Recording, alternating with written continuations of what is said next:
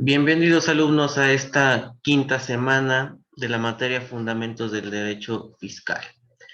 ¿Qué abarcaremos en esta quinta semana? Bueno, abarcaremos lo que corresponde al tema de procedimiento administrativo de ejecución, ¿no? Ya vimos en semanas anteriores lo que fueron las facultades de comprobación de las autoridades fiscales. Ahora vamos a ver que una vez que la autoridad fiscal determina este crédito fiscal, esta cantidad líquida que veamos tras de una liquidación, bueno, de alguna manera se continúa con este procedimiento adicional que se llama procedimiento administrativo de ejecución, que se encuentra establecido en el Código Fiscal de la Federación. Vamos a ver primeramente entonces qué es la definición referente a este procedimiento administrativo de ejecución.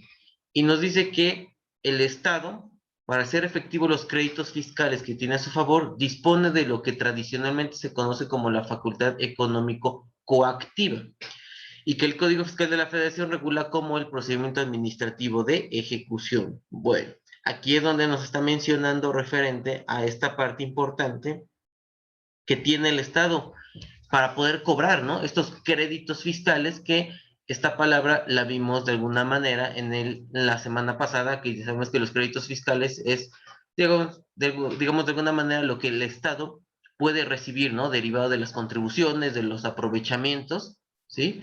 Y que de alguna manera se vuelven ingresos tributarios conforme lo que hemos visto también en semanas anteriores. Y bueno, también nos dice que este procedimiento administrativo es aquel a través del cual el Estado ejerce sus facultades económico-coactivas, es decir, la facultad de exigir al contribuyente el cumplimiento reforzado de sus obligaciones fiscales y, en su caso, para hacer efectivos los créditos fiscales exigibles sin necesidad de que intervenga el Poder Judicial u otra autoridad judicial para hacer valer el derecho, ¿no? De alguna manera se refiere a que a través de este procedimiento, pues como dice aquí, ¿no? El Estado va a estar de alguna manera con su facultad de poder exigir el cobro. ¿De qué? Pues de los créditos fiscales, ¿no? Del cumplimiento, bueno, derivado del cumplimiento de nuestras obligaciones fiscales. Y bueno, este procedimiento administrativo se encuentra establecido en el artículo 145 del Código Fiscal de la Federación, que señala que las autoridades fiscales exigirán el pago de los créditos fiscales que no hubieran sido cubiertos o garantizados. Ojo con estas dos palabritas que estamos tocando aquí. Dentro de los plazos señalados en la ley, mediante procedimiento administrativo de ejecución. Y bueno, vamos a ver que la ejecución es el medio jurídico por el cual se logra la satisfacción del acreedor cuando está cuando ésta no consigue a través de la prestación del deudor, aún necesario conseguir aquella satisfacción, aún en contra de la voluntad del deudor. La ejecución es prácticamente el acreedor que tiene derecho a recibir, ¿sí? Va a ir directamente con el acreedor y ¿qué? A conseguir su satisfacción, que es que en este caso el dinero del SAT. El SAT requiere, ¿sí? De alguna manera el dinero que nosotros le debemos a través de esta ejecución, ¿sí? A través de este procedimiento coactivo, como le llama, para poder allegarse de los recursos, ¿sí? Que a su vez él requiere como parte del procedimiento de su actividad financiera, ¿no? La ejecución a la que se refiere el procedimiento requiere de tres supuestos específicos, ¿sale? Que nos va a marcar.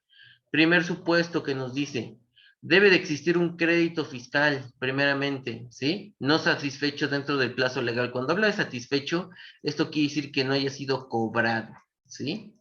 Cobrado este crédito fiscal. Si este crédito fiscal no ha sido cobrado, bueno, pues de alguna manera se podrá, en este caso, ¿sí? Cobrar como parte de la autoridad a través de este procedimiento coactivo, ¿sí?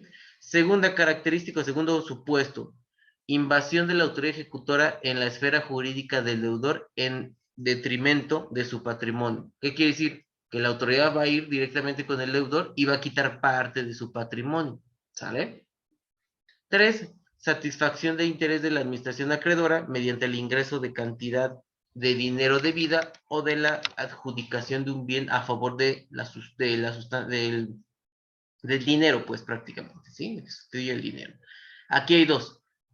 Va a ir a hacer el procedimiento administrativo de ejecución en el que va a cobrarte en dinero primeramente, ¿sí? En dinero como dice aquí, ¿ok? O en su caso, a través de bienes, ¿eh? a través de bienes que tenga el contribuyente, es como el Estado también podrá de alguna manera cobrar o realizar este procedimiento administrativo. ¿Cuáles son las etapas de este procedimiento administrativo? Primera etapa va a ser el requerimiento del pago, lo que les decía. Primeramente el Estado va a ir y te va a requerir el pago. Oye, ¿sabes qué? Juanito López te determina un crédito de 10,000 pesos, vengo a cobrarte esos 10,000 pesos, ¿sale? Segundo procedimiento, bueno, lo segundo que lleva a cabo la autoridad es un embargo, ¿sí? Ok, no me pagaste, no hay hay un requerimiento de pago, pero no hay pago como tal. Bueno, procedo al siguiente procedimiento que es el embargo. Es quitarle de alguna manera ya bienes, ¿sí? Y vamos a ver más adelante cada uno de estos, pero es embargarle los bienes, ¿no? De alguna manera. Y como tercera etapa, ¿sí? De este procedimiento administrativo de ejecución tenemos el remate. El remate es prácticamente, ya embargó la autoridad fiscal un bien, bueno, procede a venderlo a través de un remate, ¿sale?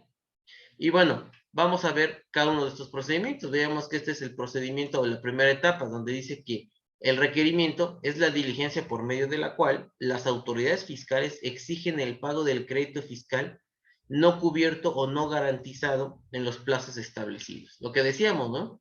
Ya me generaste un crédito fiscal, no lo pagaste o no se garantizó con ningún bien de alguna manera, entonces yo voy a proceder, ¿sí? A hacer este requerimiento. Artículo 152 es el fundamento legal del Código Fiscal.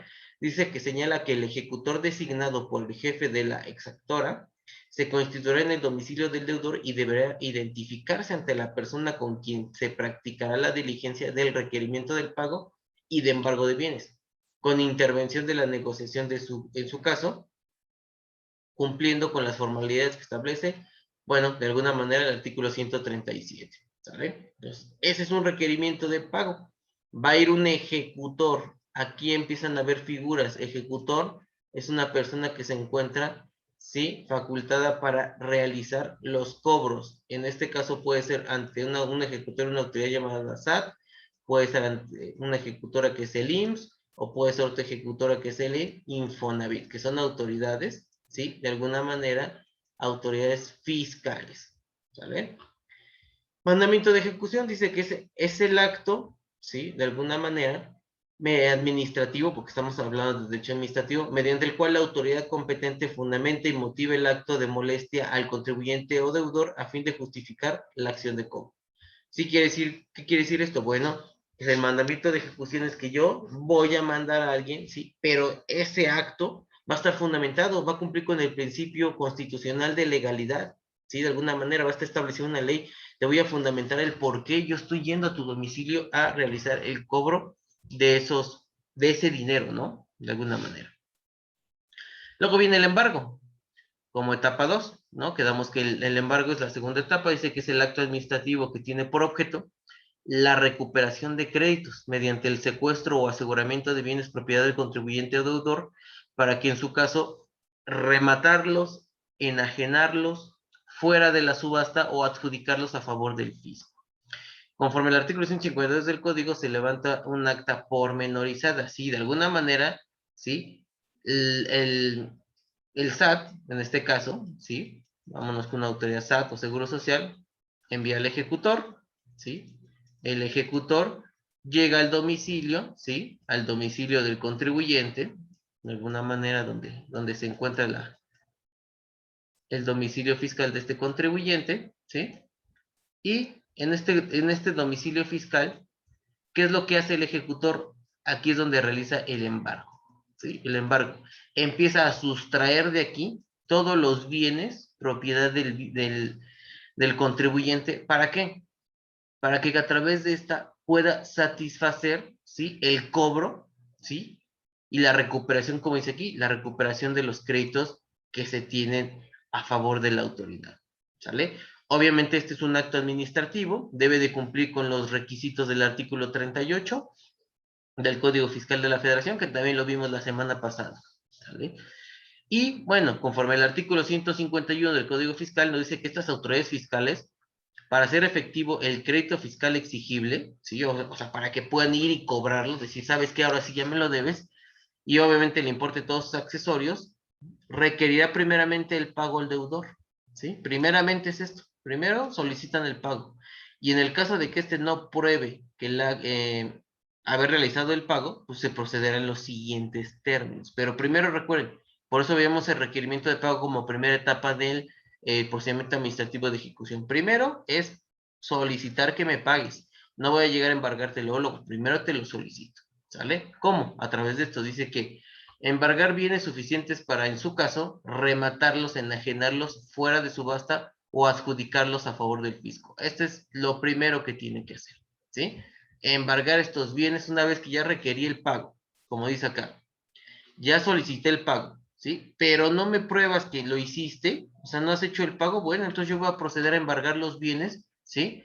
Que yo voy a rematar o los voy a enajenar fuera de subasta. Dos, ¿qué más voy a poder hacer yo como autoridad? Embargarte las negociaciones. ¿Qué es esto? Dice que todo lo que de hecho o por derecho le corresponde a fin de obtener mediante la intervención de ellas los ingresos necesarios que permitan satisfacer el crédito fiscal y los accesorios. Embargar negociaciones. El claro ejemplo de esto es el SAT, de alguna manera, te embarga tu cartera de clientes. ¿Sale? Te dice, ok, mira, ya verifiqué todos mis FDIs que tú tienes timbrados y observo que tienes aquí personas que están pendientes de pago, ¿sí? Porque tienes a crédito, perfecto. A todas estas personas que tú tienes marcadas con los FDIs, yo voy a notificarles un oficio a través del cual les voy a decir que ya no te paguen a ti, porque estás en un procedimiento de embargo, de negociación, que me lo paguen a mí directamente, ¿sale?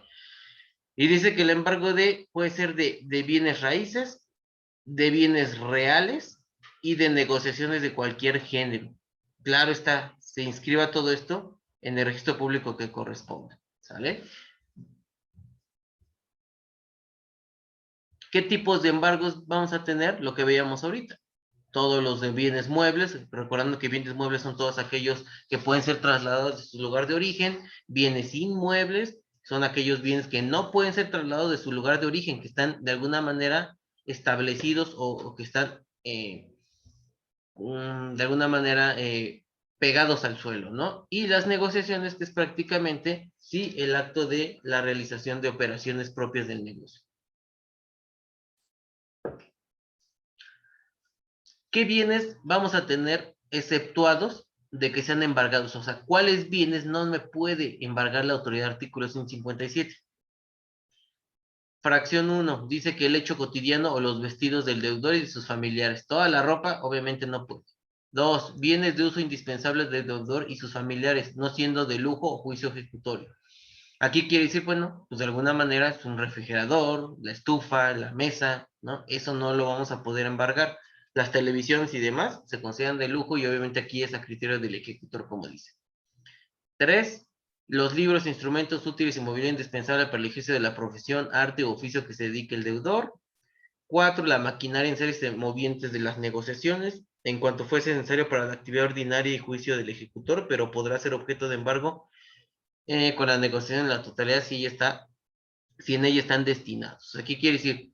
Tu maquinaria no te la puede embargar si es que te impacta en tu actividad propia, ¿sí? Pero si no impacta, de alguna manera se lo puede llevar. Fracción 5, armas, vehículos, caballos que los militares en servicio deban usar conforme las leyes, ¿sale?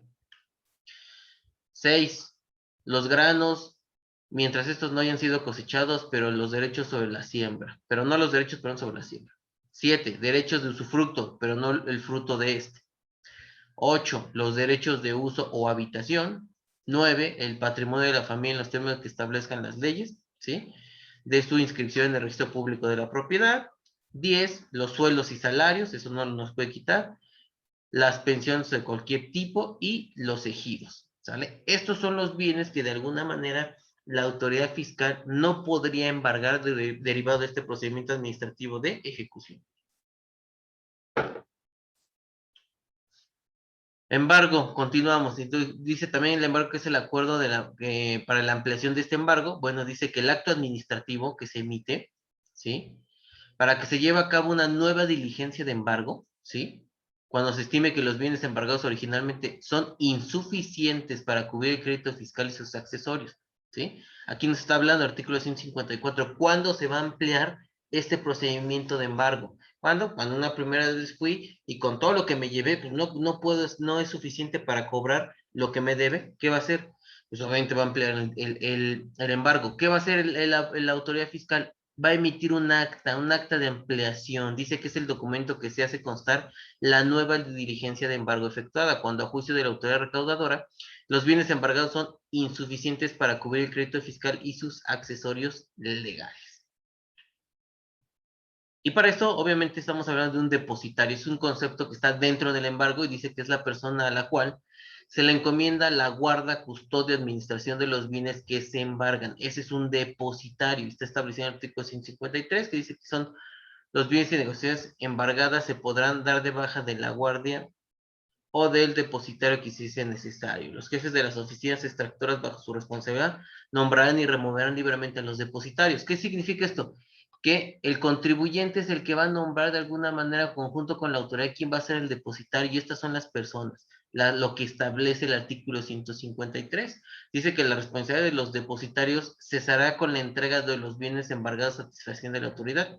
Yo quedo como depositario, yo de alguna manera doy guardia y custodia a estos bienes que la autoridad fiscal me está depositando, ¿sí? Y de alguna manera yo voy a dejar de ser depositario en el momento en que se los entregue a la autoridad fiscal, ¿sí? Dice que el depositario será designado por el ejecutor cuando no hubiese hecho el jefe de la oficina extractora, pudiendo recaer en el nombramiento en el ejecutado. ¿Qué quiere decir? Ejecutado contribuyente o autoridad fiscal.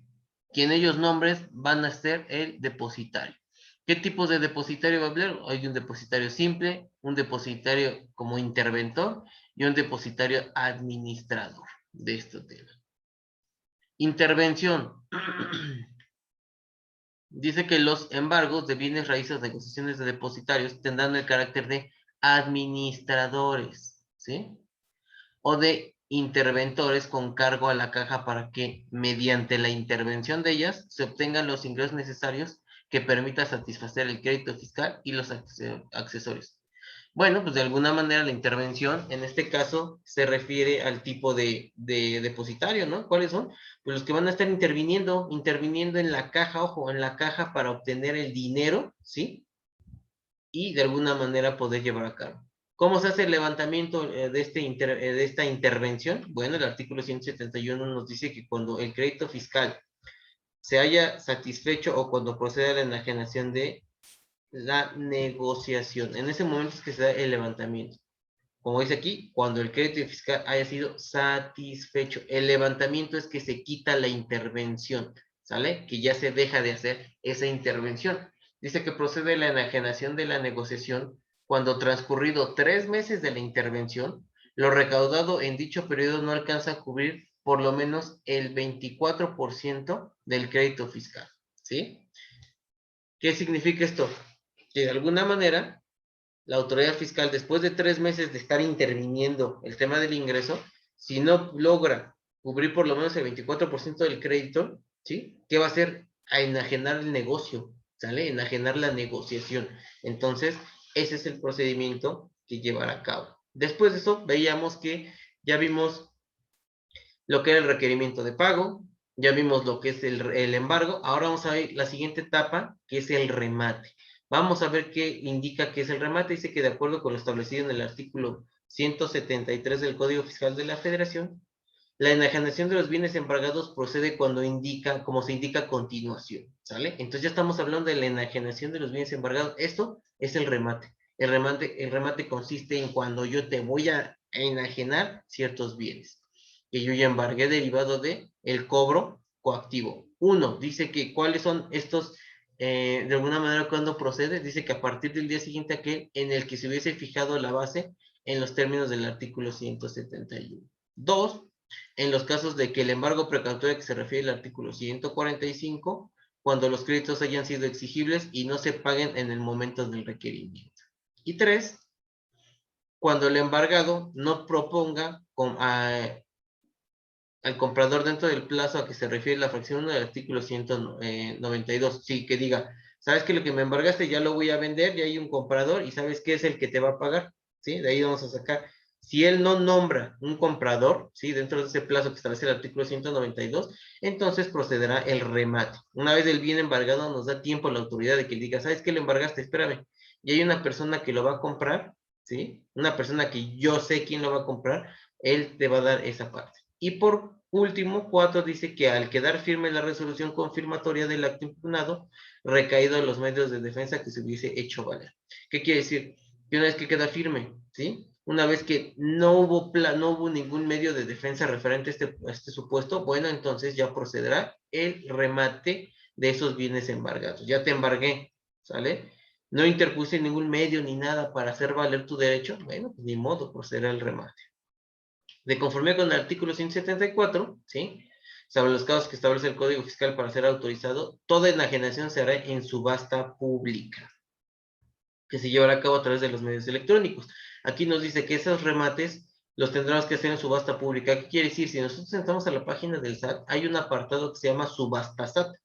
En este Subasta SAT es donde suben y cumplen con este procedimiento de subasta pública. Ponen al público en general, ¿sí? De alguna manera, todos estos bienes que fueron embargados para que puedan adquirirlos cualquier persona.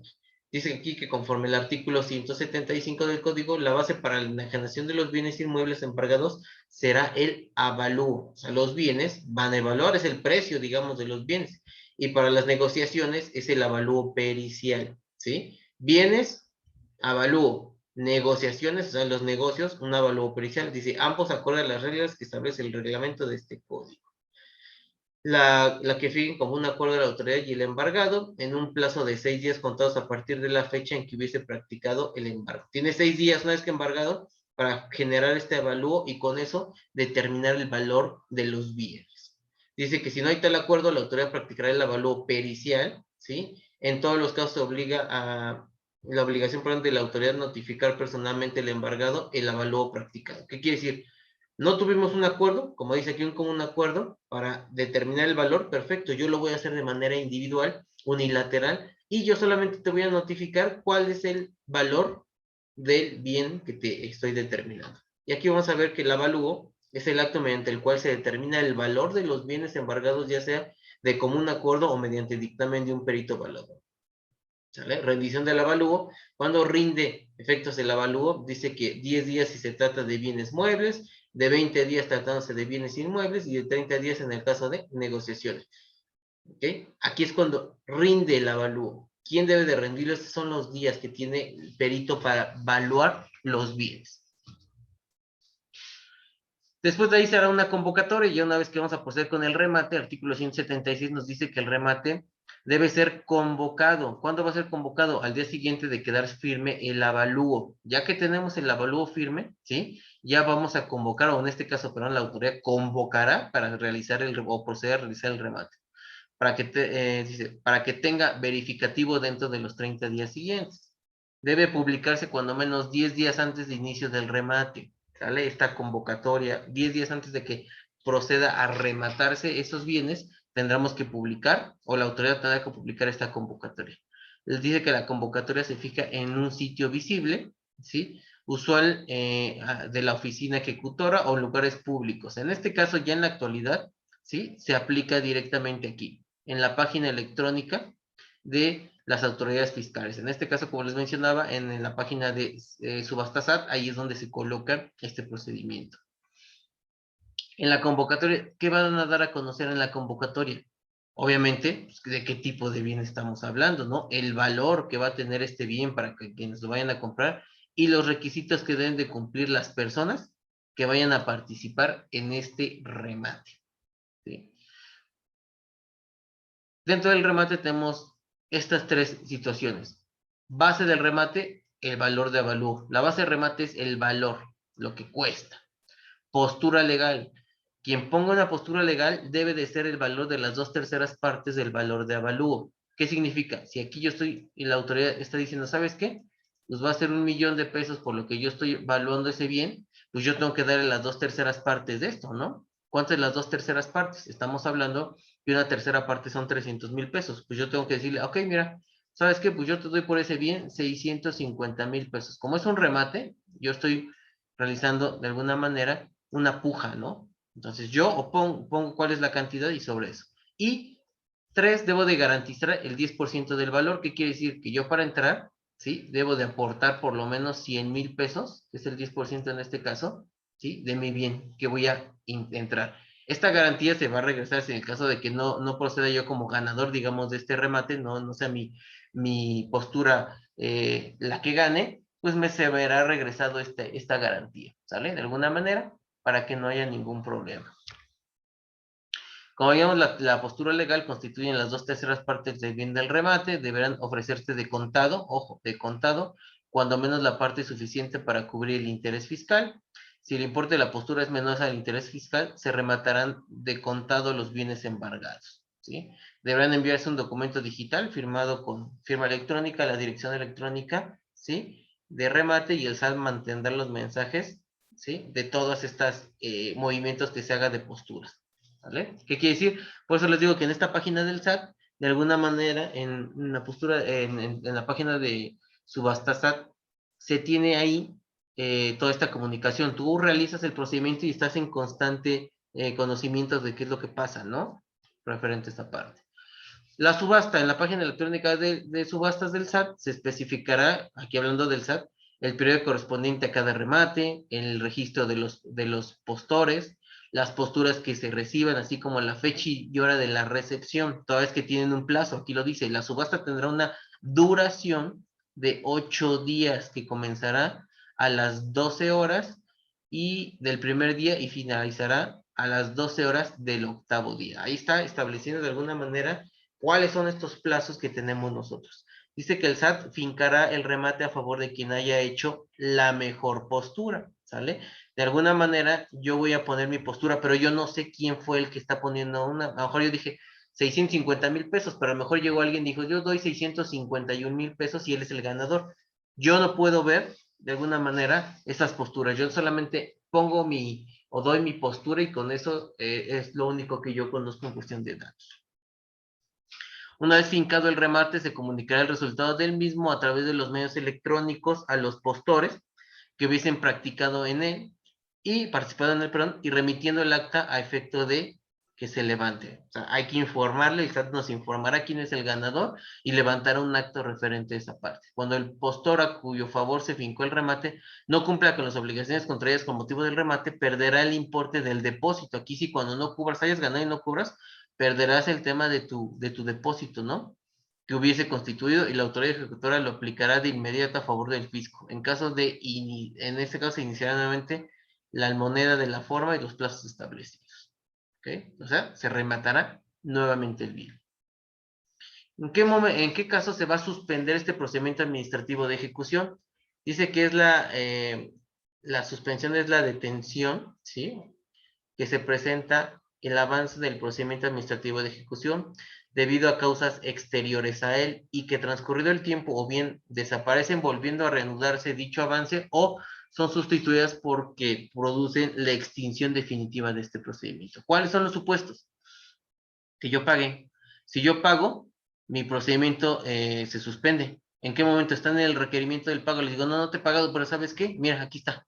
Te lo pago. En ese momento ya no prosigue lo que es el embargo ni el remate, ¿sale? Cuando compenso, cuando cancelo el crédito fiscal o cuando se cancela el crédito fiscal de alguna manera por incobrable, por prestación de medios de defensa con garantía de otorgar en el caso, mandamiento de autoridad competente, concurso mercantil o una compensación como tal. ¿Sale? Estos son los supuestos con los cuales se suspende el procedimiento administrativo de ejecución. Y bueno, ¿qué vamos a ver ahora también? Vamos a ver algunos medios de defensa que tiene el contribuyente para, o derivado de estas facultades de comprobación y estos procedimientos administrativos, ¿no? Vamos a ver primeramente que la defensa fiscal consiste en la preparación por vía legal de los medios de defensa de una empresa o contribuyente, ante querellas o juicios con las autoridades fiscales. Parte del supuesto de que la entidad tiene derecho a utilizar los mecanismos de defensa legalmente establecidos si considera que sus derechos como contribuyente han sido vulnerados o cuestionados por autoridad fiscal. Aquí es cuando procede de alguna manera, ¿sí? Estos medios de defensa. ¿Cuál es un primer medio de defensa que vamos a tener? Los famosos acuerdos conclusivos que establece el Código Fiscal de la Federación a partir del artículo 69C, Dice que el acuerdo conclusivo dice cuando los contribuyentes sean objeto de ejercicio de las facultades de comprobación a que se refiere el artículo 42,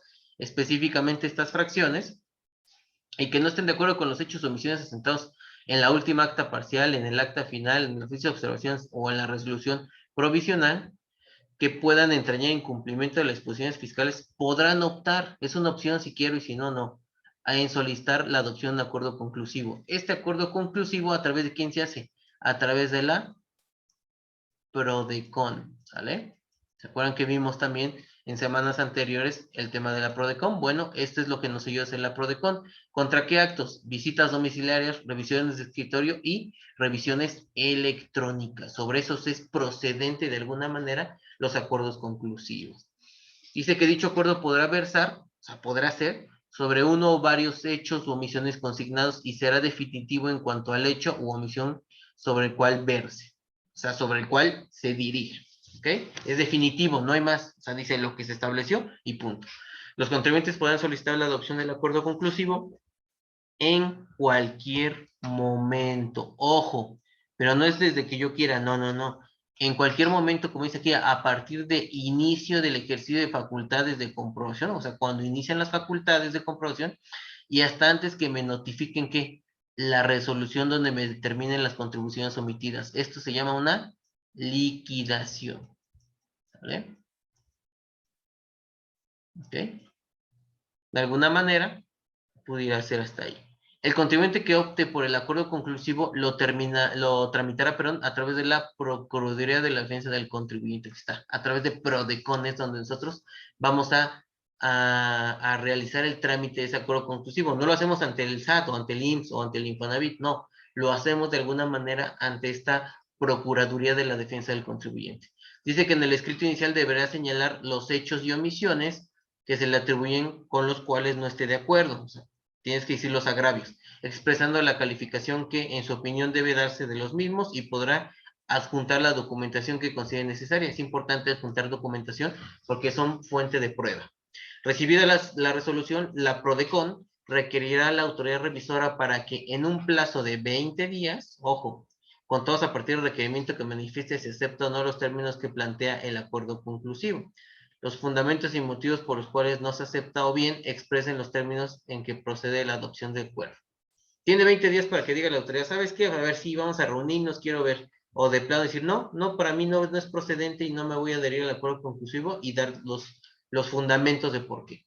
Dice que en el caso de que la autoridad revisora no atienda el requerimiento a que se refiere el párrafo anterior, procederá a la imposición de la multa prevista en el artículo 28, fracción 1, número 1 de la Ley Orgánica de la PRODECON. Esto establece el artículo 69 del Código Fiscal, que quiere decir, si la autoridad SAT, IMSS, Infonavit no responde en ese plazo de los 20 días este requerimiento de la PRODECON, entonces se le multará a la autoridad.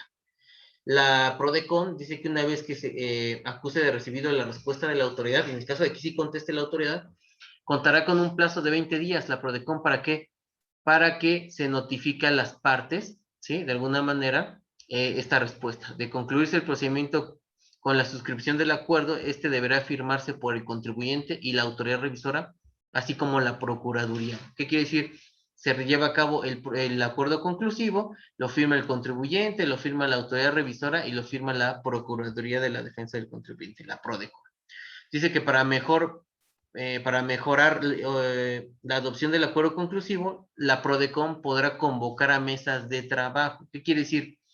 Que para llegar a un acuerdo, ¿sí? Dentro de este acuerdo conclusivo, valga el pleonasmo, va a haber mesas de trabajo. ¿Qué son mesas de trabajo? Son reuniones donde va a presentar la autoridad fiscal o el representante de la autoridad fiscal que esté llevando a cabo estas facultades de comprobación y obviamente el contribuyente, ¿no? Dice que con esto es promover en todo momento la emisión consensuada del acuerdo entre autoridad y contribuyente.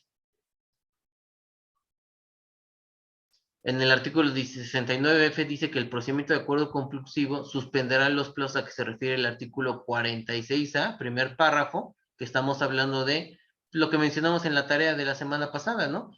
El plazo para llevar a cabo las facultades de comprobación, los 12 meses que mencionaban, ¿no? Y del artículo 50, que también nos menciona referente a los 6 meses para emitir el crédito fiscal.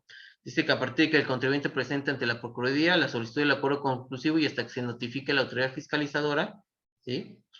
De alguna manera se llevará a cabo, o sea, se suspenderá, va a haber una suspensión, ¿sí? En cuanto establezca el acuerdo conclusivo, ¿sí? Se suspenderá el plazo. Aquí está mi inicio de facultades de comprobación, ¿sí? Este se dio a cabo en enero, a lo mejor llegó febrero, marzo, y en abril me doy cuenta, o yo como contribuyente me adhiero a un acuerdo conclusivo. ¿Qué va a pasar? De aquí en adelante, ¿sí? Todo esto, ¿sí? Va a existir una suspensión del plazo. ¿De cuál plazo?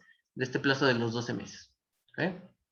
El contribuyente que haya suscrito un acuerdo conclusivo tendrá derecho por única ocasión, eso quiere decir que por una sola vez, la primera vez que lo hagas, una condonación del 100% de tus multas. La segunda y posteriores se aplicará una condonación de sanciones en los términos que establece el artículo 17 de los derechos del contribuyente. Ya no al 100%, ya es una cantidad menor.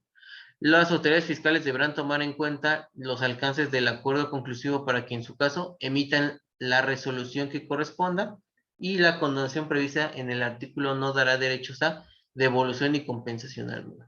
¿Sale?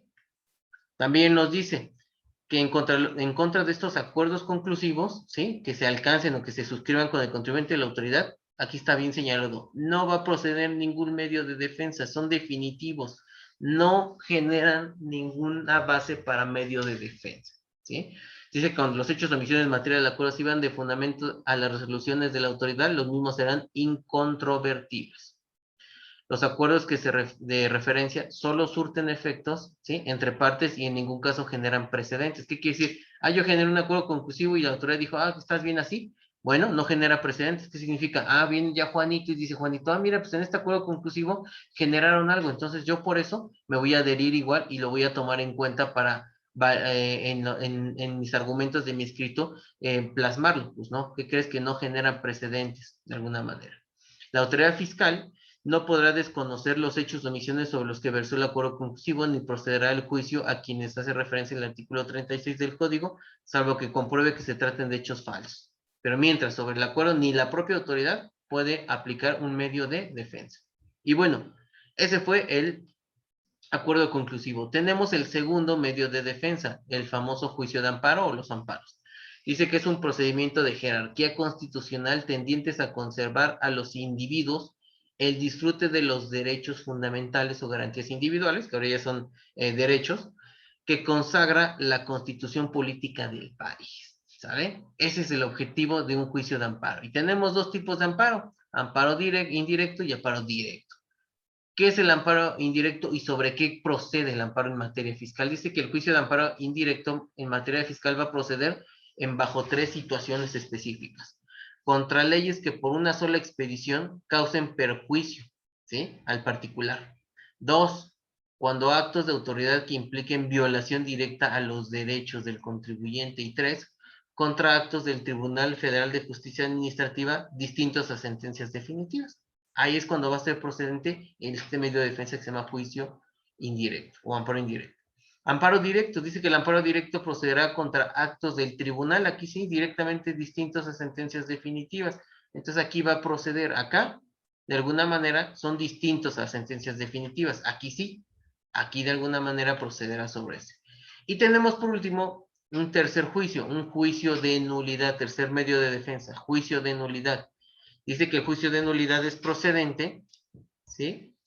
Contra resoluciones dictadas por la autoridad administrativa que se consideren ilegales y que por tanto se desean impugnar, ¿sí? Y aquí existen cuatro figuras en este juicio de nulidad, el demandante, el demandado, el titular obviamente de la dependencia y un tercero. Demandante puede ser el particular o la autoridad fiscal, el demandado también puede ser el propio particular o la autoridad fiscal, dependiendo.